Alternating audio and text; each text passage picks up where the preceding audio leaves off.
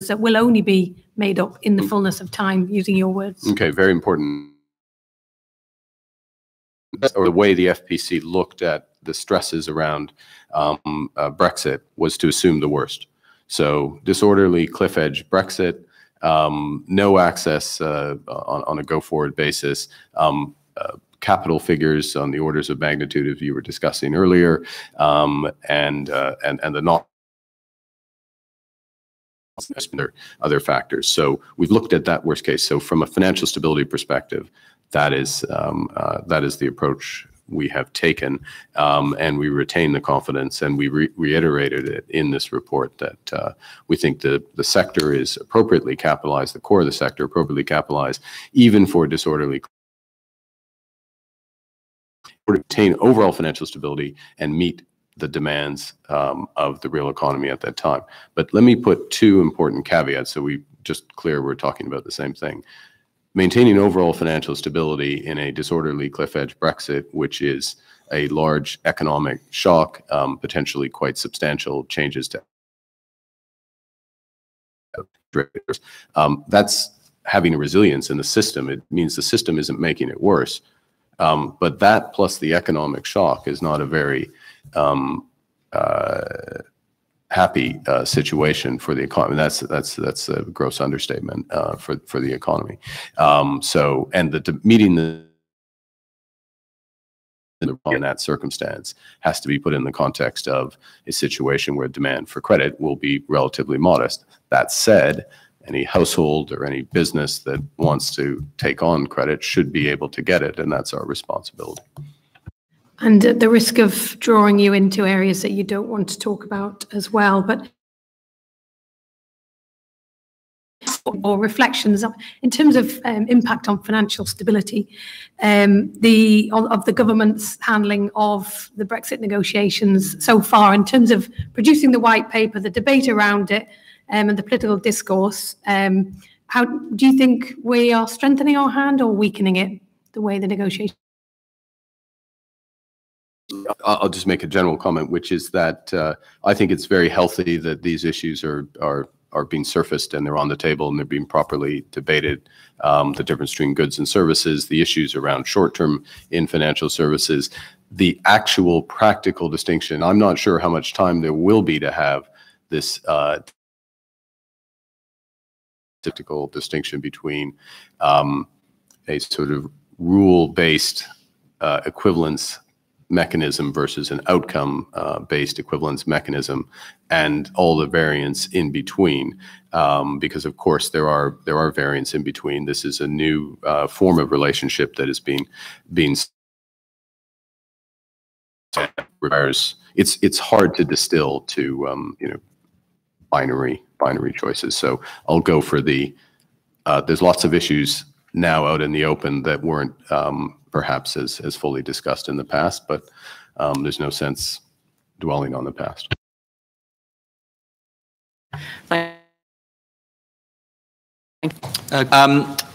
First of all, I just want to pick up a specific point in the Financial Stability Report, which identifies clearing services as a red risk, so high risk for the EU, but a medium amber risk for the UK.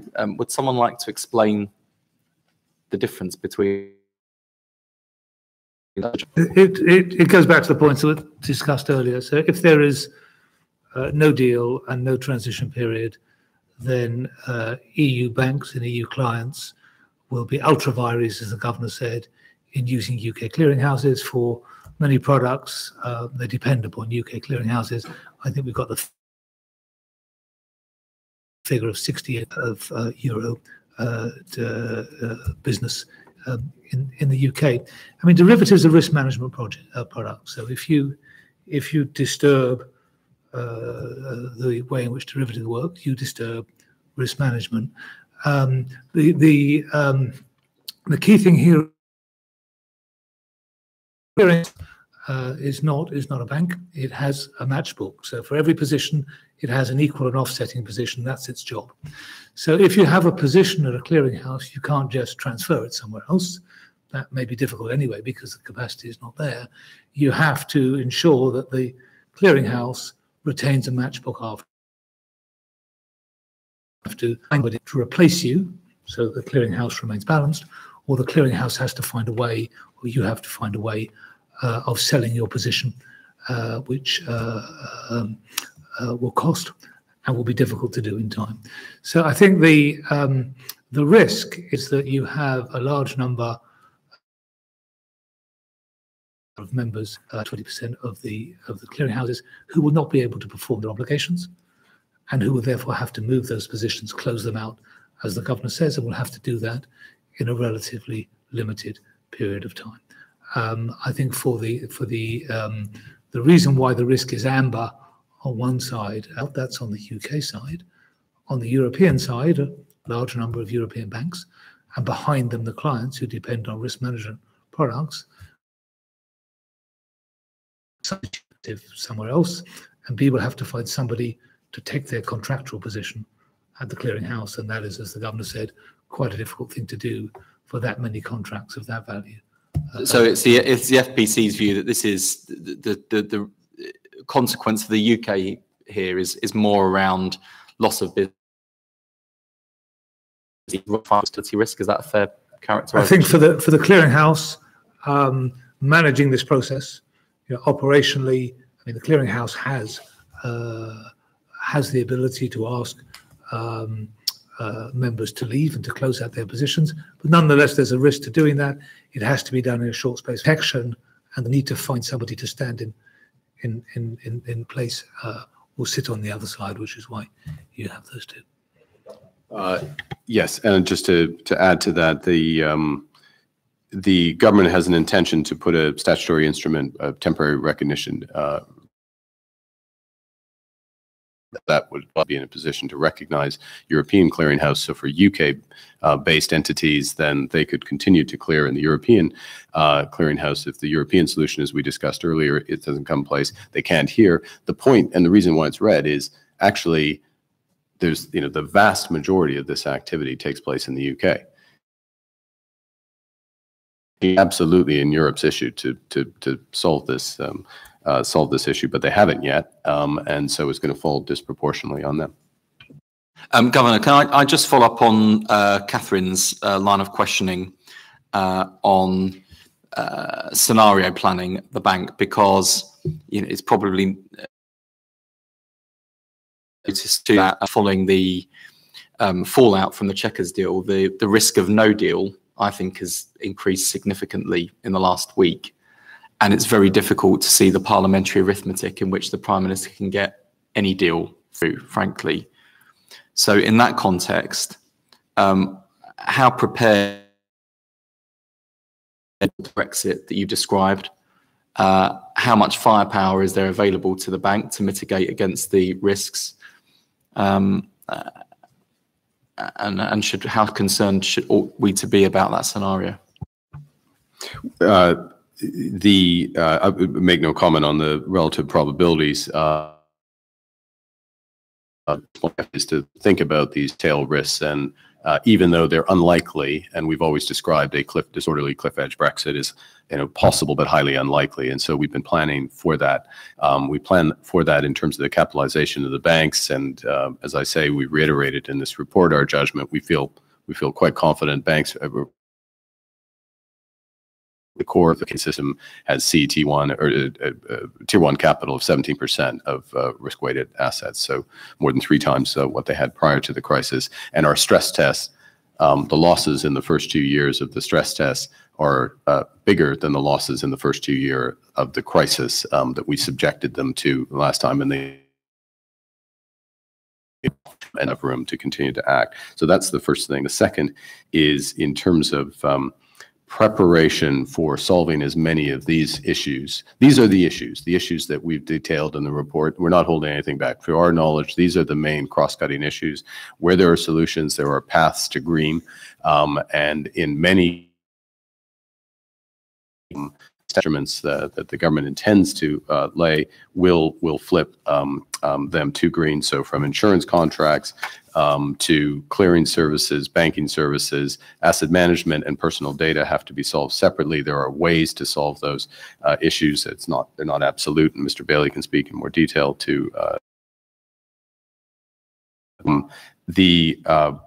But that leaves us with a situation where potentially we have a market event,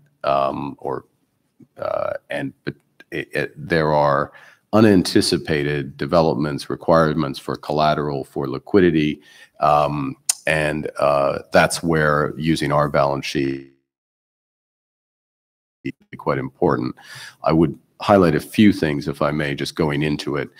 First, that the proportion of funding that banks use that is short-term has gone from, and it's detailed in the report, more than 16% of overall risk-weighted assets to about 4% now. Their coverage of short-term liabilities that are runnable, whole repo, other things like that, has gone from 10% prior to the crisis to 110% today. So just with the liquidity they have on balance sheet and the the collateral they have already pre-positioned with the Bank of England and the facilities we have in place, they have an ability to more than meet their needs here, which one would not expect, but they're in a position already. Plus, we have, and I won't go into detail unless you wish, we have the agreement with the Treasury announced a few weeks ago with the additional capital into the bank, which increases capacity to lend to the system. Now, that was put in place not because of Brexit. That was put in place because of actually some of the issues we were talking about earlier in terms of the evolution of this system, the growth in cross-border capital flows, potentially the system going from 10 to 15 times of GDP, and the need to have balance sheet capacity in order to support that, if necessary, that if it were required, we could move very quickly and in size, and in much bigger size than prior to the referendum, when we had more than enough capacity. So, look, even if the probability is epsilon, infinitesimal, our job is to make sure that we're as prepared as possible. We expect to be very clear where things are not solved, where things are out of not just our hands, but potentially out of the UK's hands to address them. And with your MPC hat on, as opposed to FPC hat on, would a no-deal scenario be an interest rate moving event, do you think?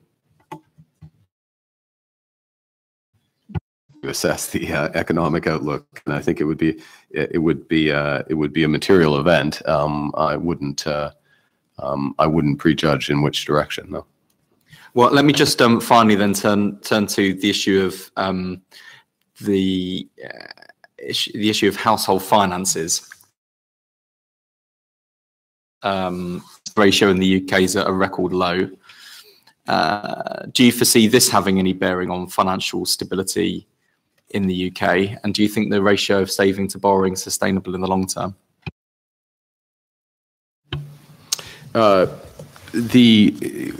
Household finances have been a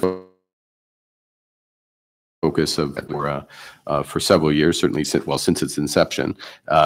We are aware of the relatively low level of savings. We're aware of pockets of risks in household borrowing.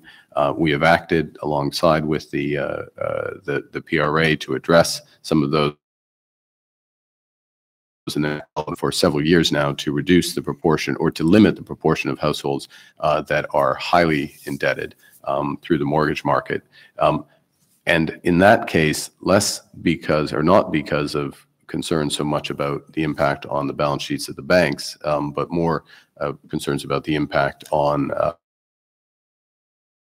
the amplification of a down cycle with a large proportion of highly indebted households. Those insurance measures have been working. They've limited the growth in higher loan-to-income mortgages, as you would expect. And we are in a position today where the proportion of households who have debt service ratios above 40%, and historically, once you get to 35, 40%, that's when a debt service ratio with much higher probability of falling into distress. It does not take much. You lose your job for a few months, you're in distress pretty quickly, and that proportion, historic average is almost double of that. And it would take a 200 basis point increase in interest rates without any corresponding rise in income for it to get back to that historic average. So the picture is complex, but the situation is, and recall, of course, that one of the reasons we're in this situation, the situation has improved since 5 years ago, but one of the reasons we're in this situation is, unfortunately, the system and UK households became very indebted in the run-up to the crisis, and then, of course, that expanded with the crisis as a consequence of the macroeconomic impacts. Absolutely a focus. Measures have been taken, needs some context in terms of the overall resilience of households. And to their credit, UK households have worked hard to put themselves in a better position. And while there are many still at risk, the vast majority are in a stronger position. Thank you. Got lots on this morning. One final question, I think, particularly following on from I guess it kind of flows on from your immediate answer prior to this question, but the general theme of this morning and where the Bank of England might need to put more cash into the economy. You recently commented that economists and policymakers haven't been sufficiently upfront about the distributional consequences of rapid changes in technology and globalization. So I wonder if you think the bank could be more upfront about the distributional consequences of financial stability policy. Thinking back to the last 10 years, there's an awful lot's been put into the economy, but not benefiting the general public. Well, two things. We have been, with respect to monetary policy, we have spent a lot of time analyzing the distributional impacts of low and what's happened, and from various speeches to staff working papers to submissions to this committee. So I think, and happy to review that. With respect to that, we have. But your question is about financial stability policy, and I think that is a good challenge in the sense that just like high variable, the cost of that disproportionately borne by the less well-off members of society. So financial instability, absolutely, it's the case. That's where credit and access to banking services get withdrawn. The run-up to financial instability are the cases where people are brought in on the cusp of a new era, brought in and pay the price in terms of decades of attempted repayment. So why don't we take that challenge away? We won't be able to give you a quick response to it, but it deserves a more considered response. Thank you. Thank you. Very interesting. I'm going to bring in Charlie. Governor, last week, Sam Woods told this committee and that recognition and equivalence of outcome. And of course, you're right. Isn't it concerning that the white paper hasn't even tried to make that case? I don't recall of Mr. Woods's testimony. I do recall my testimony today. I didn't use the term mutual recognition. In fact, that's not a term that we have used. Is an important element. I agree with that. And so are we getting to, in slightly different ways, to comparable levels of financial stability, consumer protection, market integrity? And the white paper does reference that in the section on. Governor, you're talking a good game, but the truth is you were presented with a fait accompli, and isn't it the case that the white paper ultimately is a massive defeat for the financial services industry and the Bank of England? Are you expecting a yes/no answer to that?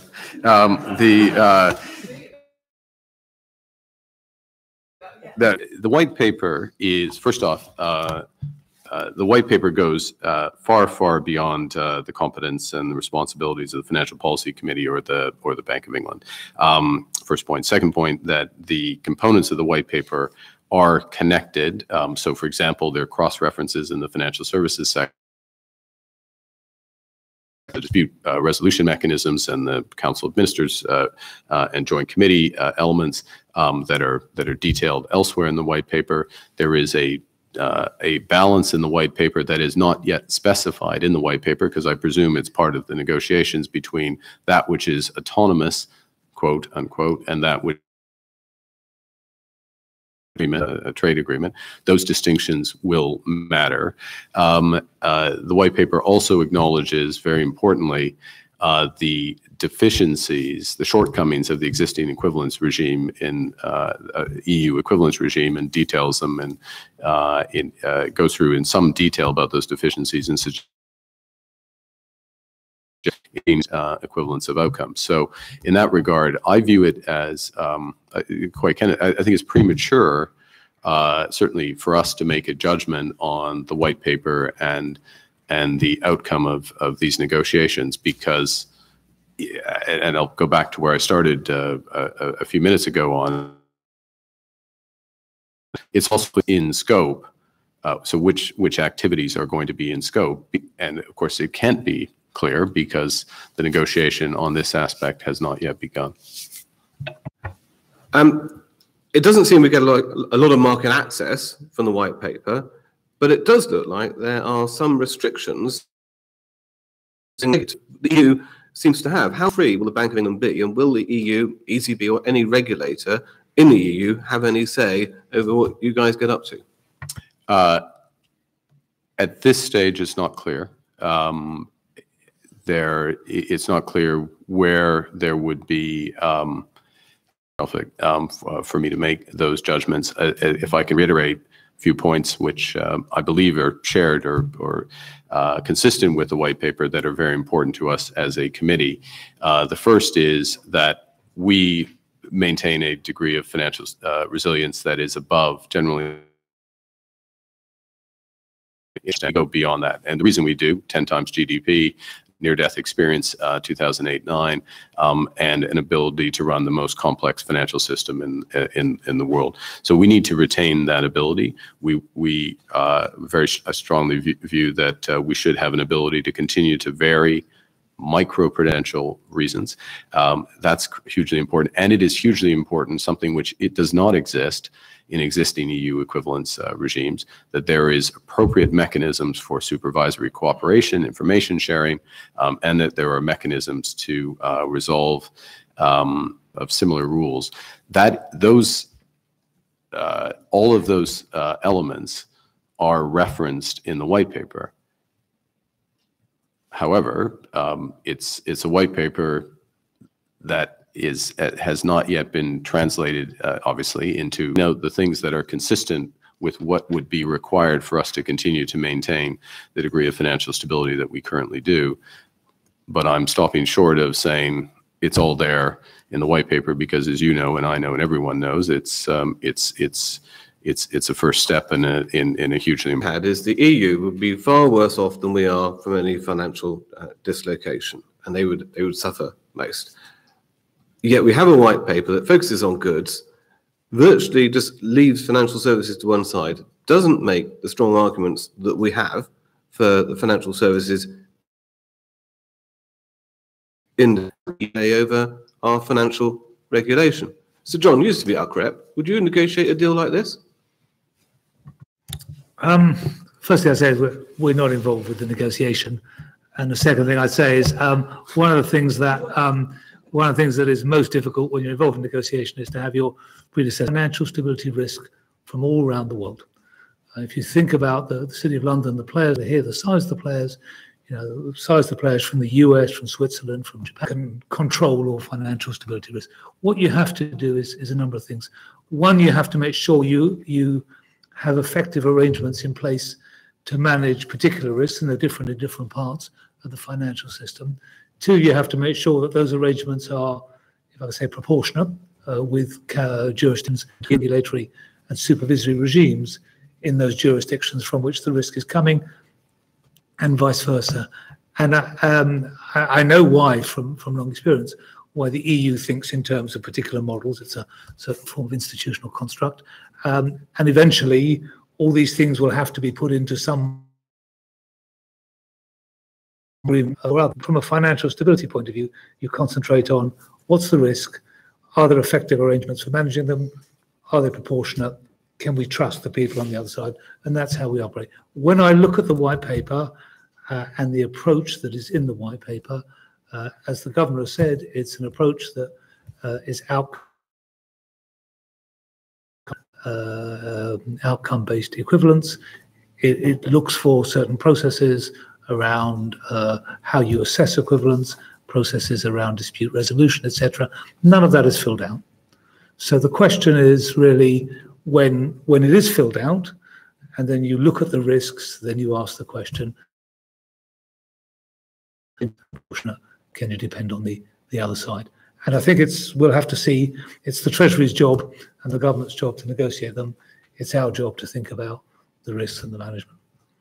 So Governor, can I urge you to take back control of these negotiations and take with you Sir John Cunliffe and batten down the doors of the Treasury and make sure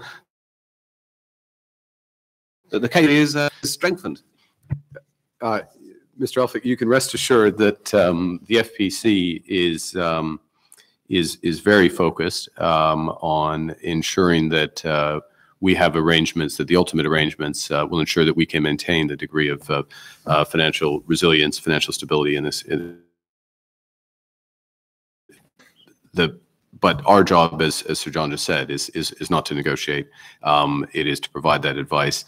But clearly, at the end of the process, and we've had an exchange of letters on this, we will have to give our view on whether or not the arrangements are consistent with our ability to fulfill our status. Moving on to the financial crisis and institutional memory, my constituents in Dover and Deal feel like the lessons of the financial crash have not been learnt. They feel like they've been made to pay the price while bankers have got away with it. Are my constituents wrong? You're a lot of wisdom in their concerns, because the history of financial crises and finance in general is one of institutional memory loss. The half-life of institutional memory in the financial services sector is distressingly short. And so what's required is institutional change that locks in those, is actually having a financial policy committee whose job is to think about what can go wrong and to be interrogated by your constituents through their representative. Secondly, is to, as per our earlier discussion, is not to sit back and decide that nothing can go wrong, or that which is, what are the consequences for the senior management of these institutions of taking misconduct, and that is it's buttressed by a series of tougher rules and criminal penalties, but very importantly by uniquely British innovation, which is the senior managers regime, which is enforced both by the FCA and by the PRA, which links seniority to account. People on the desk were doing is no longer there, and it has direct consequences for compensation and also fitness and propriety. And that's and having that link can also reestablish, can maintain all of those elements, can institutionalize the lessons of the crisis. In a crisis, the market was ahead of the regulators. How can you use market intelligence as a regulatory tool? As you will be aware, the bank has got regional agents scattered around the country. And for us, that's incredibly important to make an assessment of what's going on. For example, to Wales about 10 days ago, spoke to over 100 companies, went to school. And for example, on that point, just to say, it actually really struck me also that most of the sixth formers I spoke to there would have been 6-7 years during the financial crisis. So it's really important. Intelligence for us is incredibly important. Listening is at least as important as bringing the message across. So we rely on that heavily, both in terms of our network and in terms of our market contacts. And that's what we, as external members of the FPC and of the other committees, bring, is that we've spent many years using that knowledge into the committee discussions. And then finally, Elizabeth, Basel III is an important part of international stability and international lessons. And yet Basel III is riddled with national opt-outs and non-adoption by several countries. The Basel system just isn't working and is effectively dead. I'm not sure I would put it that way. As you'll be aware, there are a huge number of people, both across the industry and particularly in the bank, who've been, been intimately involved in this. I would think that probably Basel is entering into a lot of other things going on at the moment. They may not be, in the forefront as it may have been in the last 10 years, but I would certainly not say, or certainly not share that opinion that it's a dead process. It's just perhaps, walking at a different pace at this point.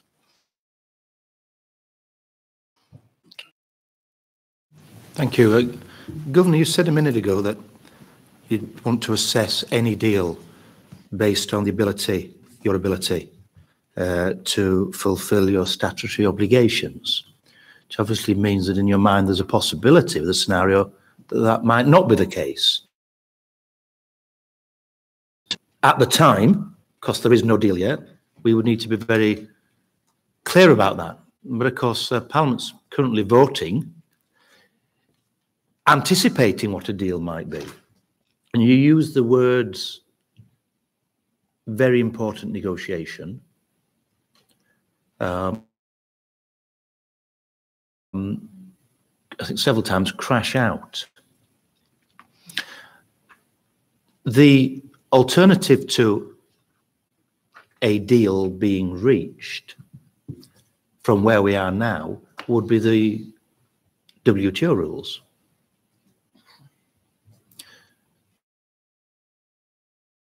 Will Michael, over the next 3 years, if we are under WTO rules, be worse off or better off? Than at present? Than at present.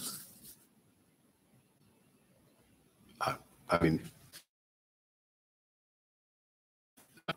and the country falls under WTO rules from the spring of next year, they'll be worse off. I mean, how much? I mean, we're not providing. I don't think we should, for the period of time. Look, we have not, and it's not the role of the question around that. The government and Parliament has access to analysis, which it can interrogate, that gives figures for various scenarios.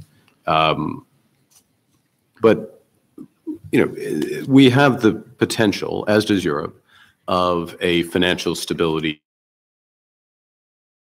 There is both no deal and no transition period, implementation period. So in other words, because you could have WTO rules stapled onto the withdrawal agreement, that is a variant, as you know, and you could also have European solutions to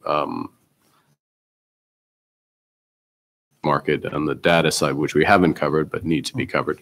So you could have solutions to that which would help mitigate the fallout from it. But moving from a situation of an integrated market to an integrated market for almost half of the trade in goods and services to a trading system with some financial consequences on top, even with mitigants, some financial consequences on top, would be a hit to the economic performance of the country in the short term relative to the status quo. But that's there's a longer trajectory, and so I'm not making a judgment on that. But I don't think we should kid ourselves that the outlook would be marked down. And some people are suggesting that because the government's position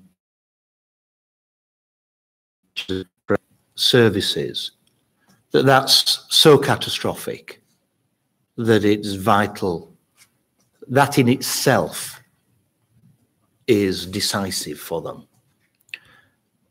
You're giving the impression from what you've said that to fill statutory obligations, that a deal on goods is of huge significance. You described it as a very important negotiation. And I appreciate there's a separate issue in terms of whether the in terms of derivatives, etc., allows agreement to be reached, that you've gone into in details. But a deal on goods would affect your ability to fulfill your statutory obligations.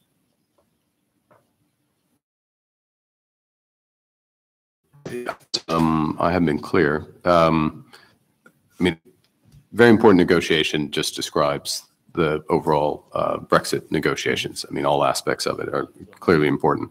Our ability, the judgment around our ability to fulfill our statutory obligations is around the structure that pertains to financial regulations, supervisory cooperation, the authorities of the Bank of England, our ability to vary. And so all those aspects which are touched upon but are not by definition are not decided upon. They're touched upon in the white paper, but they're not. From a financial stability perspective, a no-deal scenario, and certainly a no-deal scenario without any transition to the end of 2020, is without question, a financial stability event for which we are preparing. We are doing our best to prepare for that, as we should.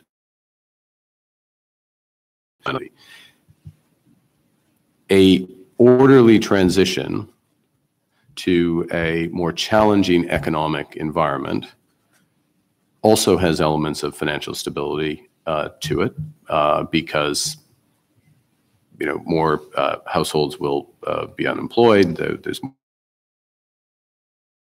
consumer and corporate credit, but those are again states for which we can prepare. And I would make the general point, and I'm not trying to avoid a more pointed question, but there is a general point that provided we have the tools, we can achieve financial stability in very different states, very different degrees of prosperity for the economy. And our ability to do our job is important. It's a building block, but it's in no way a comment. And we restrict ourselves to commenting on that. It's no way a comment on the overall desirability of certain economic outcomes. I want to add one more question. Yeah. So I'll direct, I think, to you, Sir John. Can the aerospace industry and the car industry in this country over the next 5-10 years survive operating under World Trade Organization rules? What would the impact of WTO rules, as an increasing number of politicians in the last week are saying is what is needed, including some who've resigned from cabinet? What's the impact going to be over the next 10 years and immediately on the aerospace industry, but also the car industry? So I'd say our assessment and responsibilities we've been talking about are around financial stability. We know one sector of the economy extremely well, the financial sector. We can see into it through our supervisory machinery. We can judge financial stability risks, the aerospace or the car industry. I'd make one more general point, which is a very short-term point. And this is not about, you asked about 5 or 10 years and by the public sector of different states of the world, WTO, EEA, and the like. But my more general point is that the economy has had 45 odd years of being a member of the European Union, and that's a certain trading arrangement around that trading arrangement, because that's what economies do.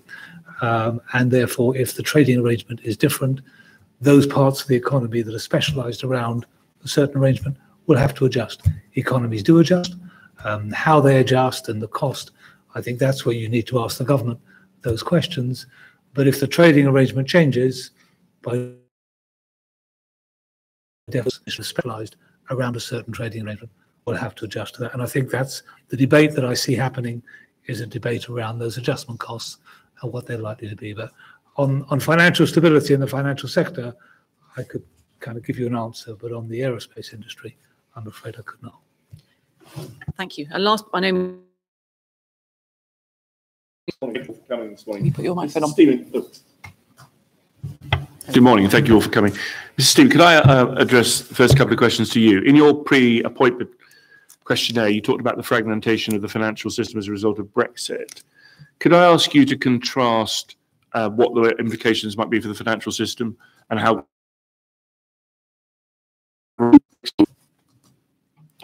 Sure. Let me first start on your first question in terms of fragmentation, and some of these points were already covered previously. So, given the interconnectedness of financial systems globally, any change on this will have implications for us. So John mentioned earlier the clearing houses, how important it is. The governor mentioned derivatives and the necessity also for European companies to be able to access UK clearers and LCH ClearNet, for example, clears over 90% of interest rate swaps. So just to give you some examples how important it is and what a change that might be. Moving on to the second part of your question in terms of trade wars, these will be following very closely on what's been going on in terms of some announcement the US government has made with respect to trade in China. One of the risks the Financial Committee has clearly mentioned in its recent financial stability report is that material level. So that is most definitely something we would continue to keep an eye on.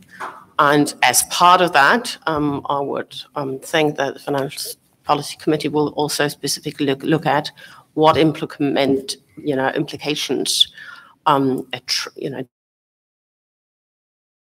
between different countries and what implications that would have. So you will have seen that the World Bank has said that a trade war or continued trade wars have the potential to have the same devastating effect for economic growth as the financial crisis.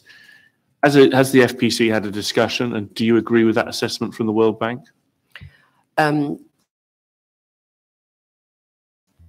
Had already been out when the FPC went through its round earlier this year. Certainly, this is something the FPC would continue to look at, and certainly it's something we as policy makers would take. To come in, but can I just ask him, because you may want to answer both questions at the same time. In your speech on the 5th of July, Governor, Protectionism to Prosperity, you talked about direct and indirect effects of protectionism and how that might affect. I wonder, could you give I know you want to some idea of the sort of modelling the bank has done of various scenarios, and in particular, the difference between direct and indirect channels? Yeah, well, I think that I'll just answer that question because it goes to the heart of the issue. Yeah. So we have done modeling. We haven't interrogated the details.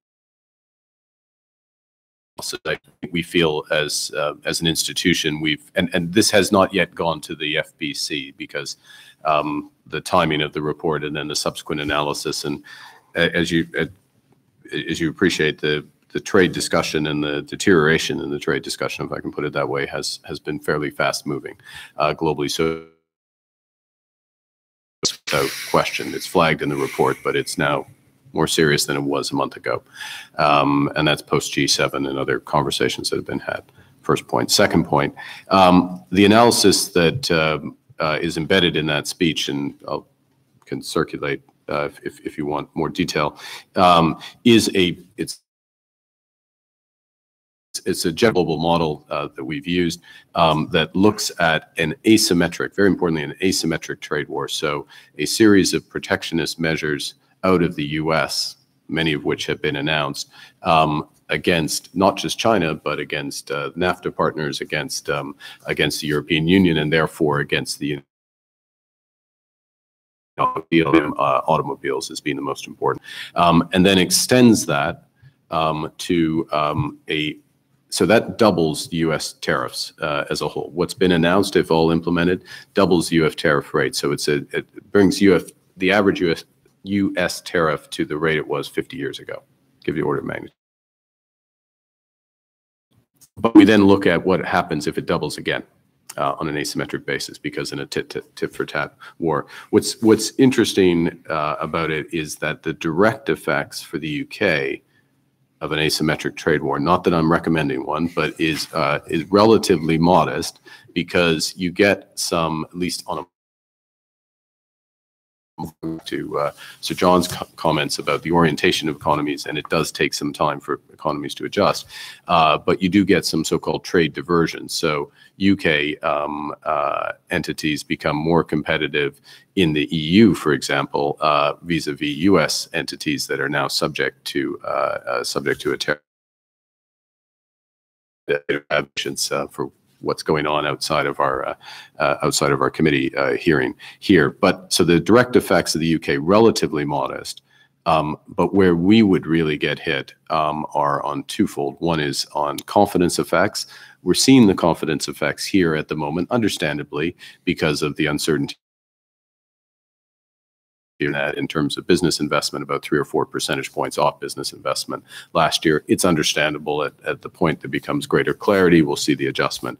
But very importantly, financial conditions effects. Because we have such an open financial system and a rise in risk premia that could be expected, if this process continues and intensifies, both steepening of yield curves because there's an inflationary element to it, but also rise in risk premia in markets, and potentially jurisdictions where you have a relatively large current account deficit, where you're relying on foreign capital, where you run relatively large fiscal deficits, albeit decline.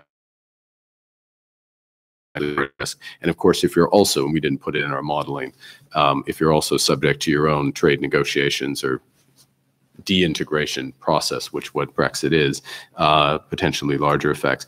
The bottom line, if I may, and I'll finish on this, and we can supply the numbers to you, but the US is affected the most. The UK is in effect plus or 2 percentage points off growth over 3 years, level of GDP. But it's largely those confidence and financial conditions effects. Sorry. Thank you. I know we'd appreciate seeing the numbers in the analysis. Mr. Bailey and Sir John, could I just ask you, in the context, do you think the bank and the the Financial Conduct Authority should be making a greater case for openness in financial services? Well, I would start by saying I think we've been strong advocates of openness in financial services for as long as I can remember, and will go on being so. I was actually looking the other day, coming out at the letter that I sent you 18 months ago, and the 5 principles I set out, and number 1 is open markets. You know, we are very strong advocates of open markets, and fully intend to go on being so. So reiteration.